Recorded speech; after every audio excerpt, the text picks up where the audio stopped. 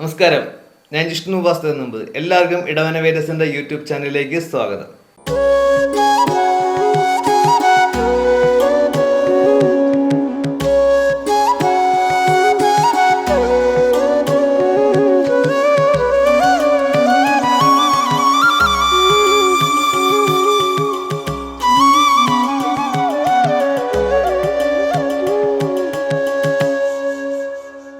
രേവതി നക്ഷത്രക്കാർ 2024 എന്ത് കാര്യം ചെയ്താലും അത് കൃത്യമായ പ്ലാനിങ്ങോടുകൂടി തന്നെ ചെയ്തു പോയാൽ അവർക്ക് ഒന്നും നോക്കേണ്ട ആവശ്യമില്ല, നല്ല ഹൈറ്റ്സിലേക്ക് അവർക്ക് എത്തിപ്പെടാൻ സാധിക്കും. ജോലി ചെയ്യുന്നവർക്ക് അവരുടെ ആ ഒരു കഴിവനുസരിച്ച് അല്ലെ കഴിവിന് മേൽ അവർക്ക് അംഗീകാരം കിട്ടാനും കൂടെ നല്ലൊരു സമയമാണ്. പക്ഷേ അവരിലുള്ള ഒരു അശ്രദ്ധ അല്ലെങ്കിൽ ഒരു ആലസ്യമായ സ്വഭാവം ഇതൊക്കെ അവരൊന്ന് ഒഴിവാക്കേണ്ടതാണ്. കുടുംബത്തിൽ നല്ല സമാധാനമൊക്കെ ഉണ്ടാവും. അതുപോലെ തന്നെ ഇവർക്ക് എന്ത് പ്രശ്നം ഉണ്ടെങ്കിലും അത് ഇവരുടെ പേരൻസിനോട് വളരെ ഓപ്പണായിട്ട് ഇവർ സംസാരിക്കണം.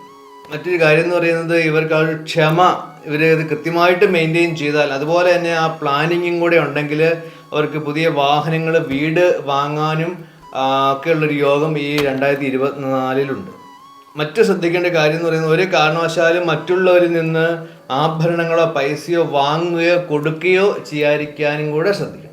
ബിസിനസ് ചെയ്യുന്നവരാണെങ്കിലും അത് കൃത്യമായ പ്ലാനിങ്ങോടുകൂടി തന്നെ 2024 എന്തൊക്കെ ചെയ്യണമെന്ന് പ്ലാൻ ചെയ്ത് തന്നെ ആ ബിസിനസ് മുന്നോട്ട് പോവുക. ഒരു കാരണവശാലും നമുക്ക് അറിയില്ലാത്തൊരു ബിസിനസ്സിൽ നമുക്ക് സാമ്പത്തികം ഒരുപാട് ഉണ്ടെങ്കിൽ പോലും അത് ഇൻവെസ്റ്റ് ചെയ്യാതിരിക്കുക. രാഷ്ട്രീയ മേഖലയിലുള്ള രേവതി നക്ഷത്രക്കാർ ഒരു കാരണവശാലും നമ്മുടെ ലീഡറിനെ അല്ലെങ്കിൽ ടോപ്പിലുള്ളവരെ അറിയാതെ അല്ലെ അവരെ അവഗണിച്ചുകൊണ്ട് നമ്മൾ ഒരു കാര്യവും നടപ്പിലാക്കാൻ പാടില്ല. അങ്ങനെ ആ നടപ്പിലാക്കിയാൽ അത് അവരുടെ സ്ഥാനമാനം അവർക്ക് നഷ്ടപ്പെടാനുള്ളൊരു സാധ്യതയും വളരെ കൂടുതലാണ്.